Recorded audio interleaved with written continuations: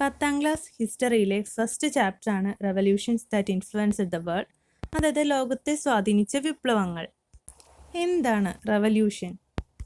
പാഠഭാഗത്തിന്റെ തുടക്കം തന്നെ കുമാരനാശാന്റെ ഒരു ഉദ്ബോധനം എന്ന കവിതയിലെ ഏതാനും വരികൾ കാണിക്കുന്നുണ്ട്. സ്വാതന്ത്ര്യം തന്നെ അമൃതം, സ്വാതന്ത്ര്യം തന്നെ ജീവിതം, പാരതന്ത്ര്യം മാനികൾക്കു മൃതിയേക്കാൾ ഭയാനകം.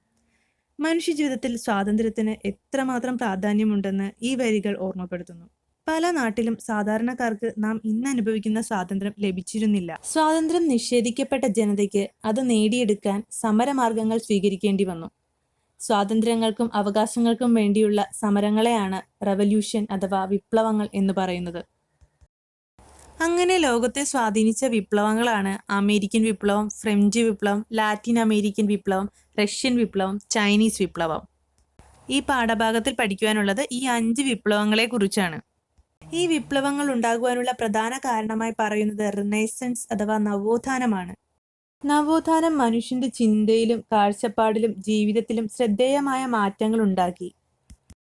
ആ മാറ്റങ്ങളാണ് ഹ്യൂമാനിസം, മാനവികത. മനുഷ്യനാണ് എല്ലാത്തിൻ്റെയും കേന്ദ്രം. സയന്റിഫിക് സെൻസ്, പുതിയ ശാസ്ത്രബോധം, കണ്ടുപിടുത്തങ്ങളൊക്കെ നടന്ന ഒരു കാലഘട്ടമാണ്. Logical thinking, യുക്തിചിന്ത. കണ്ടതിൻ്റെയും കേട്ടതിൻ്റെയും അടിസ്ഥാനത്തിൽ ആളുകൾ വിശ്വസിക്കാൻ തുടങ്ങി. യുക്തിരഹിതമായ വിശ്വാസങ്ങളെയും സമ്പ്രദായങ്ങളെയും ചോദ്യം ചെയ്യാൻ നവോത്ഥാനത്തിന്റെ ഫലമായി രൂപം കൊണ്ട ഈ പുതിയ കാഴ്ചപ്പാടുകൾ മനുഷ്യനെ പ്രേരിപ്പിച്ചു. അമേരിക്കൻ സ്വാതന്ത്ര്യ സമരം. എന്തായിരുന്നു അമേരിക്കൻ സ്വാതന്ത്ര്യ സമരത്തിന്റെ മുദ്രാവാക്യം? No taxation without representation. പ്രാതിനിധ്യമില്ലാതെ നികുതിയില്ല. 18ാം നൂറ്റാണ്ടിന്റെ 2ാം പകുതിയിൽ വടക്കേ അമേരിക്കയുടെ വിവിധ ഭാഗങ്ങളിൽ മുഴങ്ങിക്കേട്ട മുദ്രാവാക്യമായിരുന്നു ഇത്. ജെയിംസ് ഓട്ടിസ് രൂപം നൽകിയതാണ് ഈ മുദ്രാവാക്യം. ശക്തമായ ഒരു പ്രക്ഷോഭത്തിന്റെ ഭാഗമായാണ് അമേരിക്കൻ ജനത ഈ മുദ്രാവാക്യം ഉയർത്തിയത്. 16ാം നൂറ്റാണ്ടിന്റെ ആരംഭം മുതൽ യൂറോപ്പിൽ നിന്ന് വടക്കേ അമേരിക്കയിലേക്ക് ജനങ്ങൾ കുടിയേറാൻ തുടങ്ങി. വിഭവങ്ങൾ കൈയടക്കുക എന്നതായിരുന്നു കുടിയേറ്റത്തിന്റെ പ്രധാന ലക്ഷ്യം.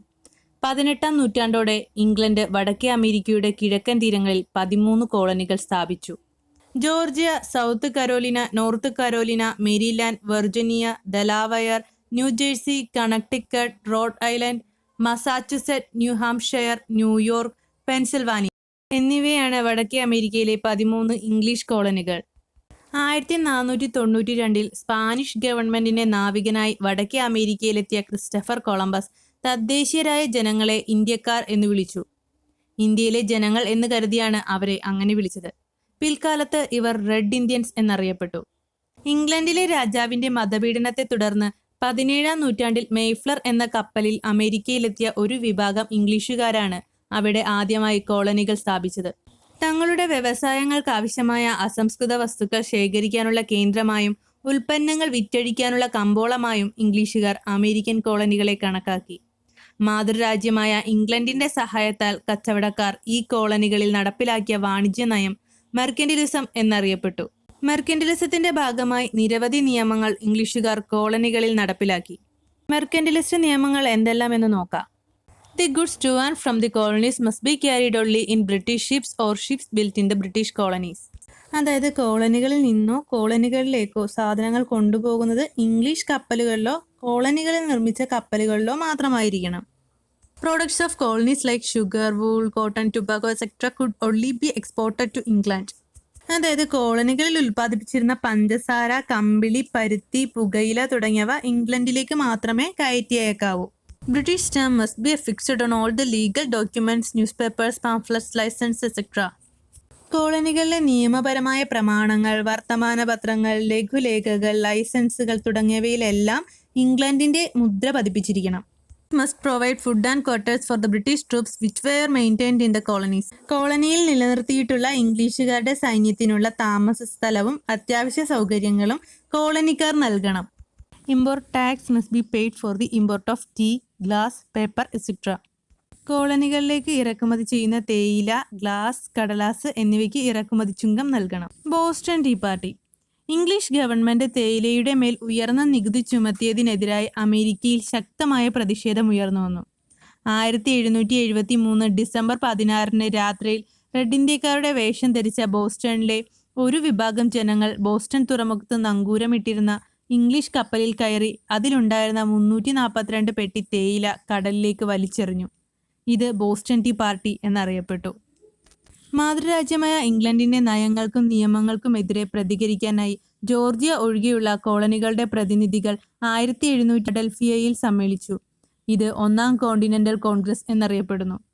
തുടർന്ന് വ്യവസായങ്ങൾക്കും വ്യാപാരത്തിനും ഏർപ്പെടുത്തിയിട്ടുള്ള നിയന്ത്രണങ്ങൾ നീക്കണമെന്നും തങ്ങളുടെ അംഗീകാരമില്ലാതെ നികുതി ചുമത്തരുതെന്നും ആവശ്യപ്പെട്ട് കോളനി ജനത ഇംഗ്ലണ്ടിലെ രാജാവിന് നിവേദനം നൽകി. എന്നാൽ രാജാവ് ജനങ്ങളെ അടിച്ചമർത്താനായി സൈന്യത്തെ അയച്ചു. ഇത് ഇംഗ്ലണ്ടും കോളനികളും തമ്മിലുള്ള യുദ്ധത്തിന് വഴിതെളിച്ചു.